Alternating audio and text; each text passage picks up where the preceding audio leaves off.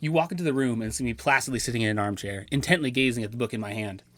A smoldering, glowing fire radiates to my right as the dim light of the dying evening seeps through the window. "Hey, what's up?" you say as you close the door behind you. I don't seem to notice. You furrow your brow. Did he hear me? You walk over beside me and look over my shoulder. "What you readin'?" My eyes remain glued to the page. Psychology. You look from my face to the text. "Well, what's it about?" you ask with a hint of irritation in your tone. "Psychopathy," I mother. And you look back to my face. You find my wide eyes staring directly into yours. You take a step back. "Alex, are you alright?" I become a blur of motion, and in a split second you find yourself slammed into the couch with my fingers digging into your shoulders. "Where have you been?" I rasp. Startled, you hardly move, your mouth opening and closing, but no words coming out. "Do you know what I've gone through?" You snap out of your shock and begin to struggle. "Ow! Alex, let go!" My unclipped nails dig deeper into your shoulders, and I begin to shake you. 2 weeks! My voice grates on your ears. 2 weeks without a single deep conversation. "Ow!" you explain as you struggle free and your mind races. Or you try to struggle free and your mind races. "What? Why?" The pain intensifies, and in desperation you blurt out, "What's the meaning of life?" All of a sudden you feel your body come to rest, the bone-cracking pressure released from your shoulders. You blink. I'm back in my armchair, a natural grin sprayed across my face as if none of it had ever happened. You suck in a breath of air and your eyes dart around the room and settle on me. I smile kindly and answer, "I thought you would never ask." As you righten yourself in your seat, your breath becomes fast and your heart pounds in your chest. I stroke my chin. You see, that's an interesting question. If not merely for the reason that people don't seem to know exactly what they mean when they ask it. Your eyes snap from me to the door and back to me. You begin to move. In an instant, a hideous sneer masks my face, and you feel your blood run cold. Suddenly, almost against your will, you fall back into your seat. "You aren't leaving just yet, are you?" I ask innocently. Eyes darting and heart bursting from your chest, you slowly shake your head. I lean back in my chair. "Well, that's good. Anyway, as I was saying, if you ask, say, a nihilist, for example, what they mean when they say life is meaningless, they actually mean nothing of the sort. It turns out they really mean something more akin to life has no purpose." I look out the window at the fading light. Well, I suppose ultimately purposelessness is what I should say. They do think your life can have purpose, just not lasting purpose, as you, along with everything else, is going to die someday. What with the heat death of the universe and all. Anyway, I turn my attention back to you. The point is, when people ask for the meaning of life, what they seem to mean is what is the purpose of life, or more often, what is the purpose of my life. Though, of course, they don't quite seem to realize that's what they mean when they ask the question, and I do find that fascinating. I stare blankly at the back wall behind you for a few moments, clearly lost in thought, before I shake myself from my trance.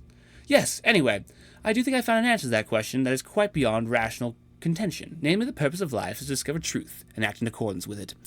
See, the brilliance of such a formulation is, should one try and claim that such is not the purpose, and I am wrong when they are... then they are implicitly claiming they have already discovered the truth, and to presently be acting in accordance with it. Even if they try to deny my formulation, they affirm it. I look to you, and my eyebrows, or I rest my elbows on my knees. Does that answer your question? You swallow hard and nod. A few seconds of silence pass before you almost whisper, "Can I go now?" I look at you quizzically. "Of course, you can go whenever you want." Without a second's hesitation, you bolt from your place and slam the door behind you. I blink twice and mutter to myself, "What's wrong with them?" as I pick up my book from the ground and I sift through the pages, trying to find where I left off. Though, of course, it's a tiny bit of exaggeration, pinches fingers, I can't help but get the impression that's how some people feel when I corner them and start probing them with deep questions. The good news is, of course, after I traumatize you with the questions you can't answer and interrogate you concerning your personal life, I feel refreshed. But no, in all honesty, I've been doing pretty well during this deep, questionless time. I've got a few good conversations in over Zoom and the like, so yeah, that's been good. Oh, before I move on, I've got to say, I was writing that scene, and I couldn't help imagining what would happen if some of my buffer friends were in that situation. You take a step back. "Alex, are you alright?" I become a blur of motion, and in a split second you find yourself slammed to the couch, my fingers digging into your shoulders. "Where have you been?" I rasp. You shove me, and I fly halfway across the room, crumpling into a heap on the back wall. Yeah, I think it would go something more like that for a few of you. Anyway, moving on. Things have been good over here. As with most of the world, I'm basically under house arrest, so that's meant a lot of time to read and write papers. I will be honest, though, I do miss having a social life. Alright, well, after I finished my last live email, I was invited, I invited myself, to think of the Myers and the Stankies. Well, what actually happened was I was talking with Benj, and he mentioned it, and so I ended up coming. So yeah, this was the thing before the need not be named was so bad. And so we were all still allowed to meet together, and we decided we'd all carpool up to the mountains. I was in the Stanky's car with Caleb and Benj, and the Stankies, and Mr. Stanky, whose name I forgot. And from this point on, she'll be deemed Big Stanky, because I can't. I decided we would listen to a sermon on the way... Oh, he decided we'd listen to a sermon on the way there. So yeah, that was meh. The sermon was largely uninformative, as most sermons tend to be. But I suppose, being able to gaze silently out the window was kind of nice.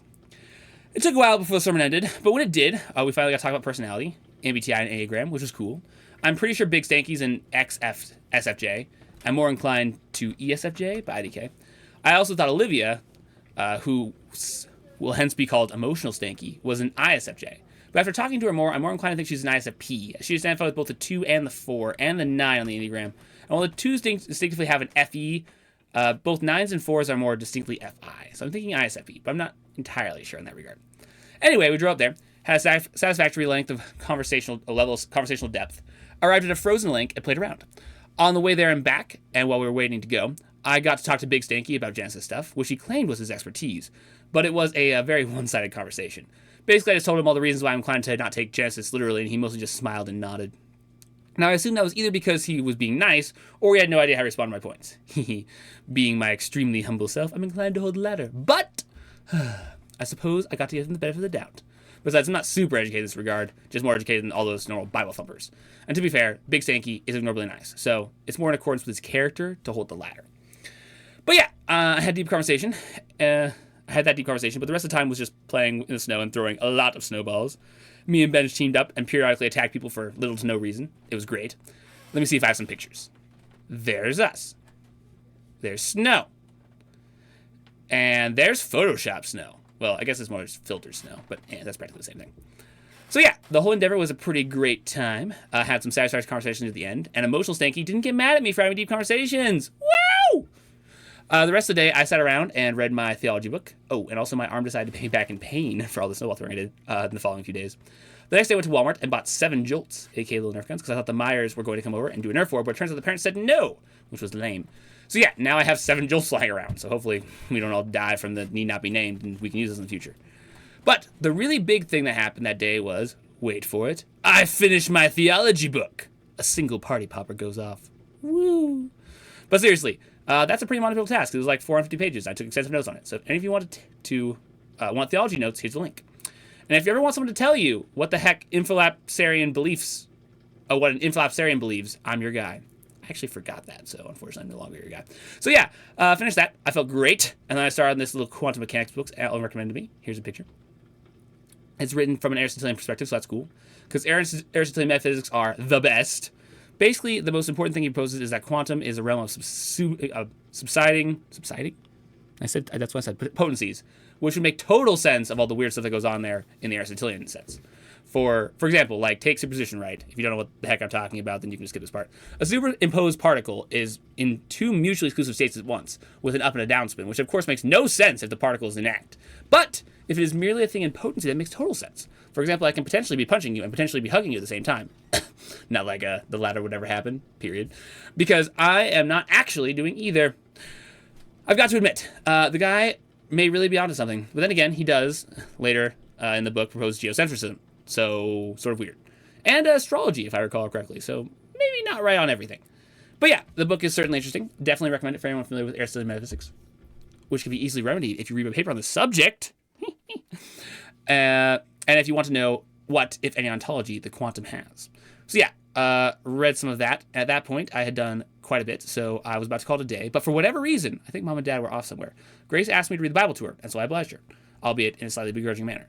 So I'm flipping through the Bible, right? I ended up going to this passage in Timothy, and I'm like, this should be good. Well, the passage turns out to be mostly, at first glance, a put women down passage. To be the most put women down passage in the whole New Testament. You know, the one where the women are like, not to adorn themselves with jewelry, be submissive, and also they will be saved through childbearing. And Grace just looks at me like, wait, what? At this point, of course, I'm like internally facepalming. First, for choosing such an unhelpful bedtime passage, and second, for choosing to read said passage to my female sister of all people. So I tried to explain to her there's a variety of interpretations regarding that passage. It's very unlikely Paul meant that women should only be salvifically saved through the children, as that would contradict Paul's whole thing about salvation by faith alone, and so on. And at the end of it, Grace is like, so where is that verse? And I'm like, Timothy something something. Why? And then with a semi-malevolent grin, she says, because I want to show it to Ashley and when she's not being respectful. At this point, I ask myself, what have I done?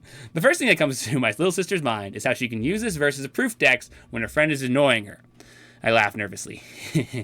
I taught her everything she knows. Yeah, the sad thing is that, like, the exact thought process that's like the exact thought process I have whenever I see a confusing and controversial verse. I'm like, a golem getting hold of the verse and being like, my proof text. So yeah, let's move on. The next day, it was done, and on that day I finished the little aforementioned quantum book, played some Dutch with Grace and Mom, convinced Grace to read Wayne Haun's Batson book, which she thought was really good.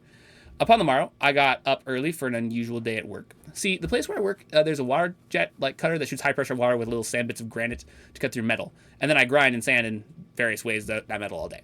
So my job was to clean out said water jet cutter and basically shovel out the granite sand to a nearby dumpster.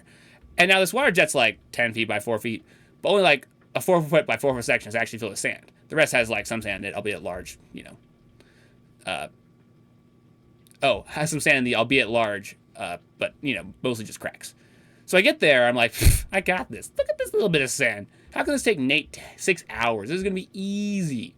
Just a piece of advice. If you foolishly decide that something's going to be easy, or in any other way, dare the world to fight you, the world tends to smack you with your knee into your face and chip your teeth, pretty badly. True story. Anyway, I started shoveling, and I'm feeling pretty good. Got some music pumping through my headphones as I'm shoveling away this water-soaked granite. An hour passes, still feeling pretty good, but I lessen the size of my shovelfuls a little bit.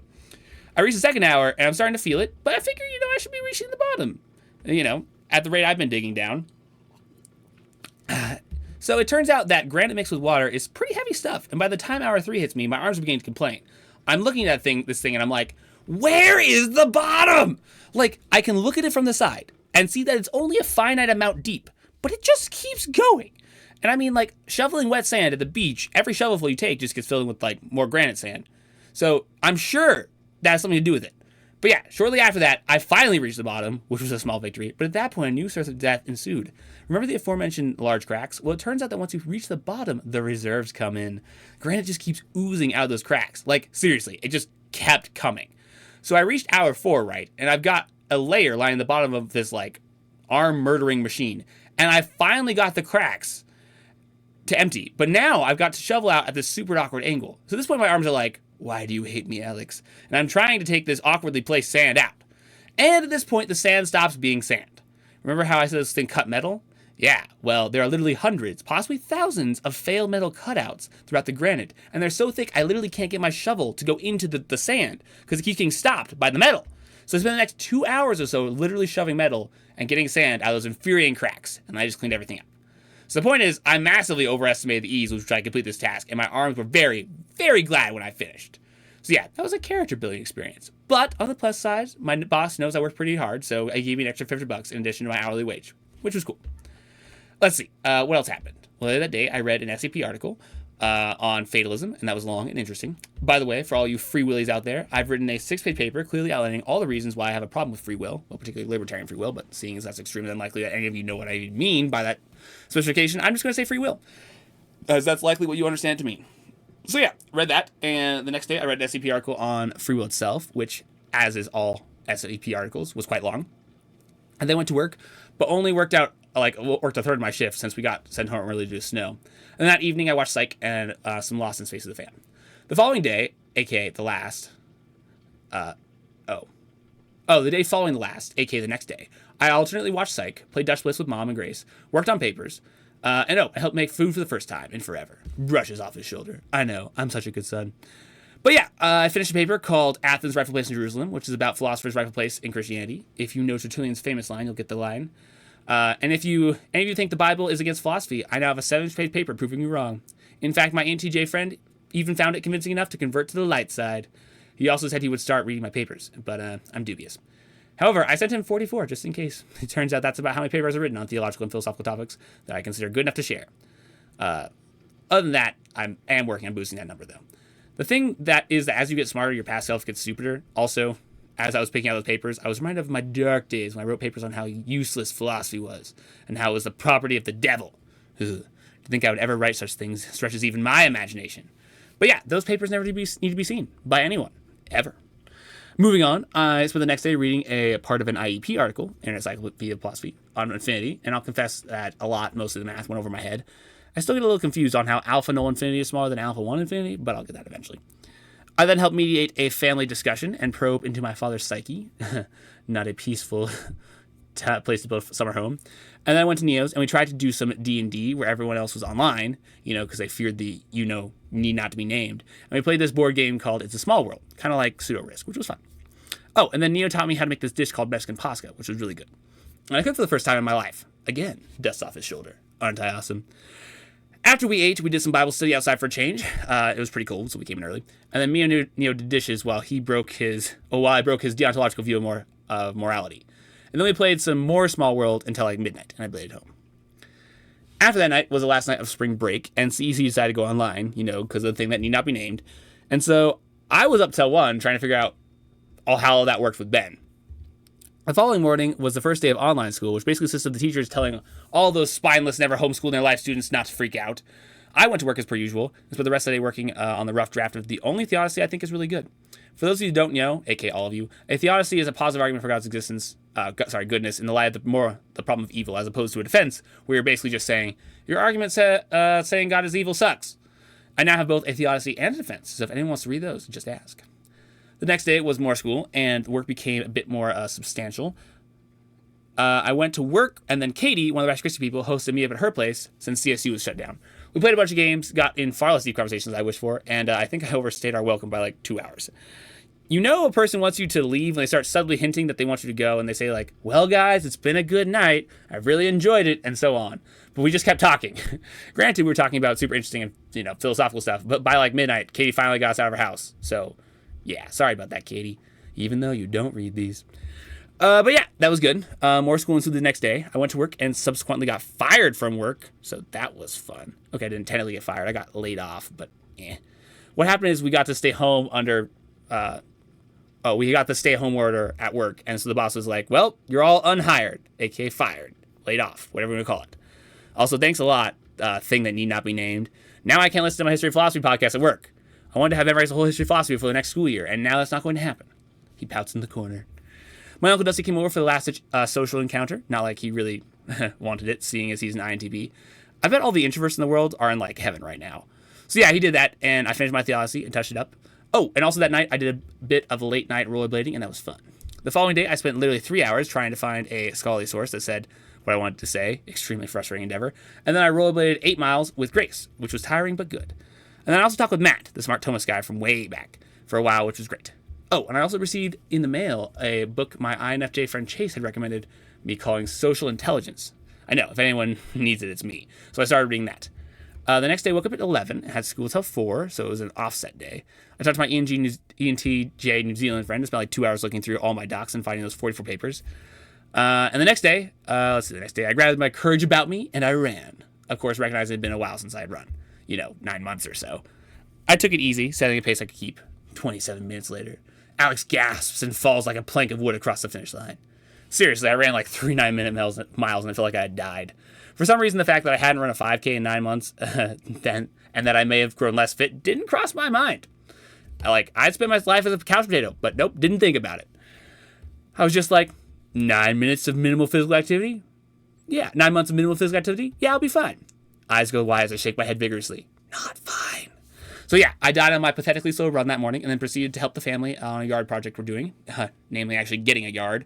Right now there's a lovely field of budding weeds and gravel in our front yard, and it perplexes me that most people don't find that appealing. I guess we never understand some things.